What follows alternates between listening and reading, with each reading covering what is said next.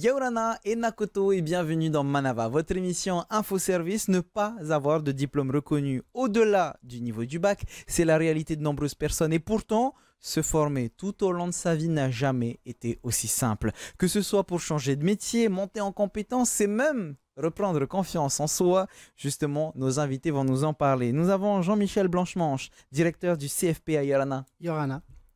Nous avons aussi Catherine Fayol, qui est directrice des études et de la réussite étudiante à l'UPF, Yorana. Yorana. Et enfin, Lolita Reihouti, directrice du GREPFOC, Yorana. Yorana. Catherine, je me tourne vers toi pour la première question. Pour que tout le monde puisse savoir de quoi est-ce que l'on parle, c'est quoi une formation continue? Alors, une formation continue, c'est aussi ce qu'on appelle une formation tout au long de la vie. Donc, c'est une formation pour différents publics, soit pour monter en compétences. On a déjà fait de la formation, on a déjà un certain niveau, mais on veut plus. Ou alors, on veut quelque chose de très différent, on veut se réorienter. Donc, on va repasser par la case formation. Ou alors, quand la formation initiale nous était ouverte, on n'a pas forcément saisi sa chance. Et du coup, un peu plus tard, on le regrette. Donc, on a besoin d'un niveau de diplôme, de nouvelles compétences. Donc, la formation continue, c'est tout ça en même temps. Lolita, c'est justement pour ça que c'est important pour les personnes qui viennent vous voir, pour tous les points que Catherine a déjà pu citer. Oui, tout à fait. Le GREPFOC, également dans la formation continue, sous la tutelle du ministère de l'Éducation. Donc, nous accueillons différents publics, que ce soit les salariés, les demandeurs d'emploi, les individuels, qu'on appelle chez nous individuels, des personnes qui veulent se former parce qu'ils ont un projet. Donc, on a tout un tas de publics, effectivement, de personnes qui ont un projet ou un souhait, une volonté de se reconvertir ou d'évoluer professionnellement. Se reconvertir, il paraît qu'à une certaine tranche d'âge, il y a des personnes qui se disent tiens, j'ai envie de changer totalement ma vie, je ne suis pas heureux dans le métier que je fais actuellement. Donc la réorientation, je vais y arriver, c'est un des profils que vous rencontrez souvent? Oui, on en a pas mal. Et on en a pas mal. Et puis, il n'y a pas d'âge pour se former. Notamment, j'ai eu une conversation avec un étudiant hier, pas plus tard qu'hier, qui a 50 ans et qui souhaite changer de métier. Et il avait aussi promis à ses enfants de pouvoir... c'était un challenge avec ses enfants qui sont aujourd'hui... dont sa fille, en fait, a fait une formation au GREPFOC aussi. Et qui aujourd'hui travaille à un emploi. Son fils qui est en métropole. Et donc, ils se sont donné un challenge de pouvoir... il s'est donné un challenge de pouvoir obtenir son BTS banque. Donc, ça veut dire que... Alors qu'il ne travaille pas du tout dans le domaine. Ça veut et dire il a 50 ans. Aujourd'hui, Jean-Michel, on a différents profils, c'est-à-dire que c'est pas la plupart des personnes qui viennent, ce ne sont pas des hommes ou des femmes ou des étudiants ou des personnes âgées. Non, au CFPA, donc, on a de tout type, notamment principalement du demandeur d'emploi, qui est très mix. À peu près, on est à 51% de filles et 49% de garçons, tout âge. La majorité, quand même, elle est entre 29 et 30 ans. Et on fait de tout type de formation. Et notamment, je reviens un petit peu sur ce qui a été dit avant, en effet, c'est de la reconversion, mais principalement chez nous pour les jeunes, notamment pour tous ceux qui ont fait ou qui ont été un peu obligés de prendre une formation par défaut étant jeunes, dans lequel ils n'étaient pas du tout intéressés. Et maintenant, ils reviennent nous voir pour justement faire un domaine de métier dans lequel ils ont envie d'exercer. Est-ce que c'est un peu le même profil que l'on rencontre à l'UPF, sachant que c'est un endroit où on a l'habitude de voir plutôt des jeunes personnes? Est-ce que c'est pas un frein de pouvoir venir à l'UPF en étant un peu plus âgé? Alors, pas du tout, parce que quand on reste le soir à l'UPF, on voit un nouveau public qui arrive. Là, on va diplômer la semaine prochaine quelqu'un de 67 ans, donc non, il n'y a pas d'âge. Je pense en effet que pour certains, l'école, c'est pas un très bon souvenir, donc de revenir à l'école et de réussir à être diplômé, c'est pas rien. Alors, rien qu'à titre personnel. Nous, on a tous les publics, on a en effet...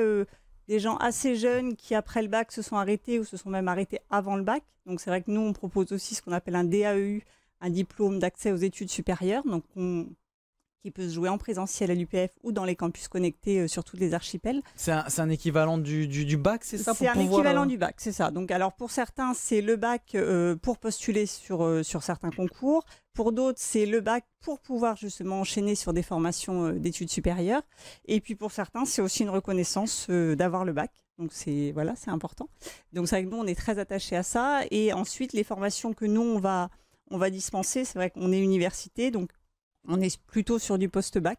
Mhm. D'accord, donc aussi bien sur de la santé, du social, du management, de la comptabilité. On a un panel qui est assez large, lié forcément à tout ce qu'on dispense en formation initiale.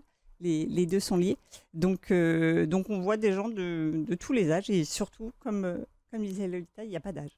Vous parlez de la formation continue depuis le début en le vendant très bien. On a presque envie de retourner à l'école, mais il y a quand même des conditions, non? C'est-à-dire que on parle d'une personne par exemple qui va se faire diplômer à 67 ans, mais si j'ai 98 ans, je peux quand même venir me faire former. Bon, je suis pas sûr de tenir, mais je peux quand même venir. Alors nous, dans les conditions, je repasse la convention en tête. J'ai pas de prérequis d'âge. Ça, il n'y a pas de souci. C'est minimum quand même, à partir de 18 ans, je suppose. Alors, à partir de 18 ans, surtout parce que les formations qu'on dispense sont du plus au-dessus du bac. Donc, forcément, on tombe sur des publics qui doivent avoir cet âge-là ou ce niveau-là.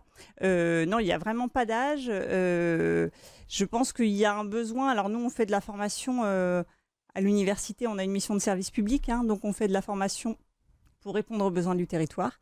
Donc, on a des gens qui vont venir en formation continue sur de la comptabilité, de la petite comptabilité dans les pensions, par exemple. Donc là, c'est pas des gens qui ont 25 ans.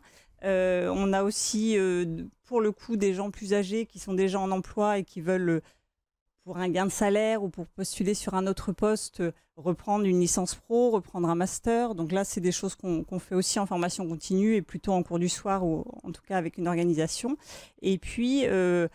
soit des gens qui sont salariés, donc des formations qui sont prises en charge par l'entreprise ou par les fonds paritaires, ou alors des demandeurs d'emploi, ou des gens qui sont ni l'un ni l'autre, qui veulent juste se former en plus de leur emploi sur un sujet qui les intéresse. Donc comme je disais, les pensions, ça peut être pour un projet dans 5 ans, dans 10 ans. Donc on a tout ça. Jean-Michel, je t'entendais, une réaction justement, c'est pareil. Nous, c'est le même principe au CFPA, c'est principalement des gens, donc en revanche, nous on peut démarrer à 16 ans. Ah d'accord. De 16 ans jusqu'à, il n'y a pas de limite d'âge. La seule différence, c'est quand les gens veulent venir se faire former, ils doivent, si possible, avoir un projet en gros, 2024, 1302 apprenants. Sur les 1302 apprenants, on a fait à peu près 200 salariés quand même. Et au total, on a quand même 2500 candidatures. Donc, il y a un tri qui est obligé, avec des prérequis, et on abandonne à peu près 1900 personnes chaque année qui ne peuvent pas intégrer. Donc c'est une difficulté qu'on essaie de résoudre et c'est pas facile. Et donc en revanche, on a beaucoup de dames maintenant, comme je le disais tout à l'heure, parce que après avoir pu mettre leurs enfants à l'école, ils reviennent sur le marché du travail. Et ça crée d'autres problèmes en session, puisque la dame, quand elle quitte le foyer, le tanné ne comprend plus trop bien ce qui se passe toujours. Donc c'est un autre souci que l'on doit gérer, mais voilà, on arrive quand même et on fait nous aussi tous les niveaux, BEP, CAP, Bac Pro et BTS, en titre pro. Voilà. Lolita, je te voyais sourire parce que ce sont des cas qui arrivent aussi de votre côté. C'est des problématiques qu'on partage, on a le même public, les mêmes problématiques. Et donc, moi, contrairement au CFPA, je forme aussi du DNB, au BTS, au CAP, au BAC et au DUST, exceptionnellement. Et par contre, ce sont des diplômes de l'éducation nationale. Voilà. Et donc, on reçoit du public, on peut accueillir à partir de 16 ans, mais sous condition. Parce que accueillir un étudiant de 16 ans, ce n'est pas le même suivi que quelqu'un qui est majeur. Voilà. Et donc, je rappelle aussi, il vaut mieux orienter les jeunes à l'école en formation initiale avant d'atterrir au GREFOC. Et je rencontre aussi les mêmes problèmes, c'est-à-dire que certains n'ont pas pu continuer à l'école, donc ils atterrissent au GREFOC, ou alors n'ont pas eu de place en formation initiale, donc ils ont la possibilité de se retourner vers le GREFOC. Voilà. Et c'est vrai que c'est un milieu, c'est un public... il y a de tout divers et variés. Divers et variés, beaucoup d'histoires, beaucoup de belles histoires. et de réussite. Jean-Michel, tu nous parlais de prérequis juste avant, d'un tri qui a dû être fait et de prérequis. Est-ce que tu peux rentrer dans les détails de ces prérequis? Les prérequis du CFPA, c'est en fonction du niveau de diplôme, de titre pro que l'on va dispenser. Tout ce qui est équivalent CAP, BEP, il n'y a pas de prérequis particulier, c'est du niveau 3e, 4e. En revanche, quand on fait un titre pro de niveau équivalent à un bac, là, il faut un DNB, un BEP ou un DNB. Et au niveau BTS, pareil, il faut un bac pro. Voilà. Mais néanmoins, on peut aller chercher des gens sans diplôme dès lors qu'un parcours professionnel est très bien ficelé, bien préparé et qu'il y a une vraie motivation derrière. Alors, imaginons que derrière cette caméra, notre public nous écoute et a envie de suivre une formation. Est-ce que vous pouvez rentrer sur les différents domaines, sans forcément parler de toutes les formations possibles, Catherine? Alors, juste avant de parler de domaine, pour revenir sur ce que disait Jean-Michel, en fait, nous, à l'UPF, on va proposer différents types de formations. On a les diplômes d'État. Donc là, en effet, il y a un prérequis, il y a un niveau. Donc, je pense au diplôme d'infirmier, des choses comme ça, où là, la sélection, elle est drastique, parce qu'il y a beaucoup de monde et pas beaucoup de place. Ah, si je suis comptable, je ne peux pas venir faire un diplôme d'infirmier. Tu pourrais, si ton dossier est retenu, et voilà, il faut le déposer. Mais c'est vrai que là, on a beaucoup de demandes pour assez peu de place. C'est pareil pour les aides-soignants. Donc, sur les diplômes d'État, là, forcément, il y a de la sélection. Après, nous, on fait aussi des DU. Donc, des DU, c'est quand même un diplôme d'université qui est reconnu. Et puis, on fait ce qu'on appelle des CU. Donc, c'est peut-être là qu'on a une différence. Où là, c'est une formation qui peut faire 20 heures, 18 heures. Ça peut être un module d'informatique, ça peut être un module de marketing. Là, sur de la petite formation, vraiment pour monter en compétences. Donc, c'est vrai qu'il y a les formations diplômantes et les formations pour monter en compétences ou pour s'aguerrir sur un sujet. Parce que une formation, ça dure combien de temps? Mis à part les petites formations dont tu parles, généralement, ça dure combien de temps? C'est complètement variable. Un diplôme universitaire, il va s'écouler sur l'année sur, on va dire, plus de 100 heures. D'accord, certains 150 heures, 180 heures. Sur des licences pro, sur des masters, là, on est sur un rythme qui est bien plus élevé. On est sur 300 heures par an. Donc c'est vraiment très variable. Sur le diplôme d'infirmier, c'est un temps plein. Donc voilà, on a de tout, mais c'est vrai qu'il faut vraiment faire la différence entre les diplômes, les formations diplômantes et puis les formations de montée en compétences où là on n'a pas forcément un diplôme mais un certificat à la sortie. C'est un peu la même chose de votre côté, Lolita, déjà pareil par rapport au nombre d'heures d'investissement, c'est plus ou moins les mêmes fourchettes? Oui, plus ou moins. Alors nous c'est à peu près 300 à 400 heures pour les CAP, les BTS autour de 1100 heures, 800 à 1100 heures. En fait, suivant la formation, on a un volume horaire qui varie. Donc, on a 2 fois par semaine, on a un plein temps. Voilà, ça dépend vraiment de la formation. Et comment est-ce que c'est agencé? C'est-à-dire que c'est toute une journée avec plusieurs heures où on peut l'adapter en fonction de ses besoins, de son métier? Ou est-ce que vraiment c'est déjà adapté pour correspondre à tout le monde? Par exemple, des cours du soir et il faut pouvoir s'y convenir. Actuellement, au GREFOC, on planifie quand même. On tient compte du profil des étudiants. Mais au GREFOC, on a, comment dire ça? Une promotion peut accueillir des salariés, des apprentis à l'époque, et des individuels. Donc, tenir compte de tous ces profils, c'est un peu compliqué en termes d'organisation. Donc, mais nous, on a 2 façons de faire. Soit on fait 2 fois par semaine, ou soit on fait une semaine complète et ensuite office en entreprise et on revient. Vraiment, c'est pour répondre à ta question, voilà, c'est vraiment en fonction de la formation. C'est adaptable. Jean-Michel, la même chose? Non, pas du tout. Nous, c'est plus simple, je pense, au niveau organisation, puisque c'est, c'est une formation qui peut durer de 3 mois à 9 mois, mais c'est 39 heures par semaine, entrecoupées de formation en entreprise pour aller mettre en application les modules suivis. Et à la fin, c'est une période d'évaluation finale avec un jury de professionnels qui est convoqué et qui vient et qui a le seul droit de définir si oui ou non le stagiaire a obtenu ou pas son titre. Voilà. Mais ce sont des sessions qui peuvent aller de 3 mois jusqu'à 9 mois sur le plateau technique en permanence, sachant que nos titres pro, à la différence de tout ce qui est initial et état, il n'y a pas de maths, il n'y a pas de français, il n'y a pas d'histoire, il n'y a pas tout ça, c'est que du technique spécifique. C'est pour ça que quand on dit un titre de niveau 5 qui est une équivalence BEP, CAP, un CAP c'est en gros 3 ans. Nous, on fait ça en 9 mois. Quoi. Voilà. Donc, c'est du condensé avec des gens qui ont quitté l'école il y a très longtemps. Donc le formateur, il lui faut des très bonnes, qui soient de très bonnes compositions pour faire monter tout le monde et amener tout le monde au bout surtout. Et ça veut dire que dans ce cas-là précis, si je suis un salarié, ça peut quand même être un peu compliqué de pouvoir s'adapter et pouvoir suivre une formation en parallèle. Alors là, je parlais pour un demandeur d'emploi. Pour un salarié, en revanche, on s'adapte complètement aux besoins du salarié, à la formation qu'il a besoin. Mais en revanche, on a des salariés qui viennent se rajouter aux formations de demandeurs d'emploi et qui suivent la totalité complète d'une formation à leurs frais. Mais là, du coup, ils se sont mis en disponibilité. Enfin, et voilà. C'est pas, mais s'il y a des modules bien spécifiques, on fait ça entre 2 sessions, pendant que les autres sont en entreprise. Voilà. Mais on adapte. Non. Catherine, je voyais réagir. Ouais, c'est vrai qu'on n'est pas sur le même modèle parce que, alors, sauf, comme je disais tout à l'heure, pour nos diplômes d'État, où là, c'est l'équivalent de la formation initiale, comme on pourrait imaginer un salarié ou un demandeur d'emploi qui reprend une licence d'économie. Donc là, il n'y a pas de souci.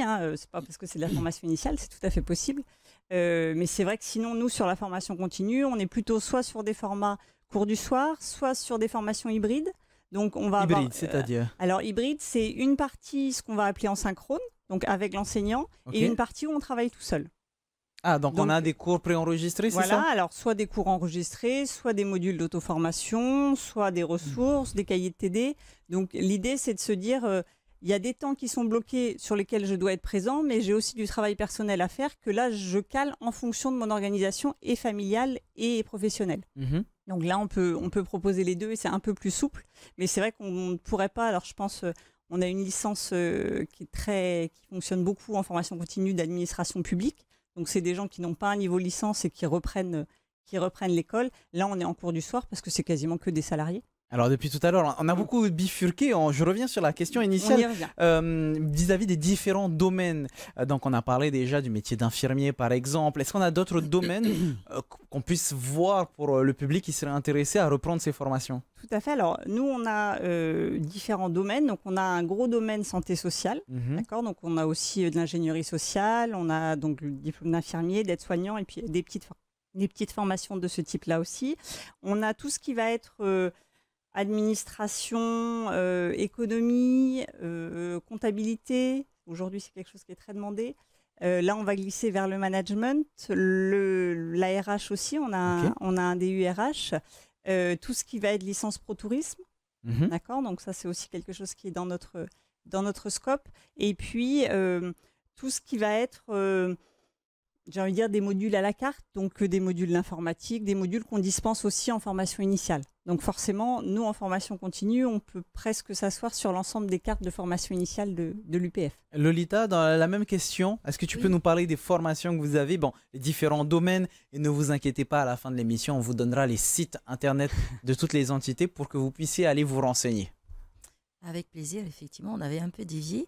Donc, au GrefFoc, on a également, un peu comme l'université, un pôle santé ou service à la personne, donc comme les DUST de préparateurs en pharmacie, tout ce qui est Bac Pro ASSP, c'est service à la personne. On a aussi la petite enfance. Ensuite, on a aussi la partie, on va dire, soins, esthétique, coiffure. La partie hôtellerie avec la cuisine, la boulangerie, la pâtisserie. On a aussi la partie un petit peu compta, mais là c'est compta, gestion des PME. On touche un petit peu à la gestion, à la comptabilité, un peu de RH. Et puis pas mal d'autres domaines. C'est assez varié, je ne vais pas les citer tous là, mais de manière générale, c'est ce qu'on propose. Et du côté du CFPA ? Alors nous, on travaille dans le domaine du bâtiment, de l'industrie, du tertiaire service et du primaire. Le plus gros, c'est le tertiaire service, tout ce qui est cuisine, serveur, hôtellerie, tourisme, informatique, aide à la personne. Là, ce sont les domaines qui fonctionnent très très bien. Après, dans le BTP, c'est du niveau, on a donc du BTS. Ce que je n'ai pas rajouté tout à l'heure, c'est que nous, nos stagiaires, peut-être différemment aux deux autres entités, sont indemnisés. Jusqu'à 29 ans, ils touchent 80 000 francs par mois et au-delà de 30 ans, 100 000 francs par mois. Voilà. J'allais y venir justement sur la partie financière, donc mais je te laisse terminer. Ça permet quand même de... Alors, il ne faut pas se leurrer, on va peut-être dire 80%, c'est le premier leitmotiv de venir au CFPA. Après, à charge du formateur de lui retourner l'envie d'apprécier son métier pour lequel il est, puis d'en faire un vrai employé après. Hein. Sachant qu'en plus de ça, nous, on forme à des formations complémentaires liées à la sécurité au travail, et j'ai la chance d'avoir mis en place le permis de conduire pour les stagiaires. Et Lolita, bon, ne parlons pas de permis de conduire, ça c'est encore une spécificité, ça, mais vis-à-vis ma spécialité. de ces côtés financiers, les formations sont gratuites, payantes, finançables. Est-ce que c'est rémunéré ou pas? Tu peux nous en parler? Alors malheureusement, contrairement au CFPA, au GREFOC, les formations sont payantes. Hein. Et donc, il y a plusieurs façons de pouvoir demander une aide de prise en charge suivant le profil du stagiaire, enfin de l'étudiant. Il y a pour les salariés le fonds paritaire, il y a pour les demandeurs d'emploi le CFI. Pour une certaine catégorie de personnes, il y a aussi le service social qui aide beaucoup, la CPS, il y a la DG2O aussi pour les bourses de BTS. Il y a toutes ces petites aides, et encore, je pense que je ne connais pas toutes les aides possibles, mais c'est un rapide panel finalement de toutes les aides qu'on peut avoir. Voilà. Et donc, ça aide à pouvoir suivre une formation. Pareil à l'UPF, je suppose. Tout à fait. Alors, nous, c'est vrai que souvent, les gens reprennent en individuel des formations qu'ils prennent à leur charge, mais on a aussi des salariés donc, qui sont aidés par le fonds paritaire. Et puis, on a aussi des formations, dont le master comptabilité audit, qui est, pour lequel le CFI, en fait, nous envoie un certain volume de demandeurs d'emploi. Donc, on a aussi tous les facettes, on va dire. Et puis, on est habitué à traiter avec les bourses aussi bien du pays que de l'État pour nos formations initiales. Eh bien, ça tombe bien. Je suis un téléspectateur. Je viens de regarder cette émission. J'ai très envie, malheureusement. Je suis au Marquise. Comment est-ce qu'on fait? Est-ce que c'est possible de prendre des cours à distance ou par Internet, par exemple? Alors, ça va dépendre complètement de la formation. Comme je disais tout à l'heure, on a donc le DAEU, l'équivalent du niveau bac, qui là pourra tout à fait se dérouler du campus des Marquises, il n'y a aucun problème. On a d'autres formations qui peuvent aussi se dérouler à distance. Après, on a des formats où il faut venir, par exemple, 1 jour par mois. Donc, on essaye de le mettre en avant aussi pour les collègues qui sont sur les archipels. Être 100% à distance sur n'importe quelle formation, aujourd'hui, on ne sait pas faire. D'accord. On est une université avec des profs d'université qui ont besoin de faire passer du savoir, de voir des étudiants. Donc, autant leur donner un peu de ressources à distance. C'est possible. Par contre, ils ont aussi besoin de les voir. On a besoin de transmettre. Donc, du 100% à distance, c'est pas ce qu'on sait faire et c'est pas ce qu'on a envie de faire, très clairement. À l'inverse, si par exemple, on a une personne, on parlait des personnes âgées tout à l'heure, on a une personne qui est âgée, qui va venir vous voir, par exemple, Lolita, et qui est un peu perdue avec tout ce qui est numérique, technologie. Vous l'accompagnez dans cet apprentissage aussi? Oui, tout à fait. On l'accompagne parce que effectivement, il y en a qui sont moins à l'aise dans les nouvelles technologies. Et donc, on a une équipe pédagogique qui repère un petit peu tout ça et qui accompagne ces personnes-là. Mais heureusement, j'ai de la chance, tous se débrouillent très bien. Mais ça m'arrive quand même de suivre un certain public, un certain profil. Mais ce n'est pas que des personnes âgées. Ça peut être aussi des jeunes. Et là, je me dis...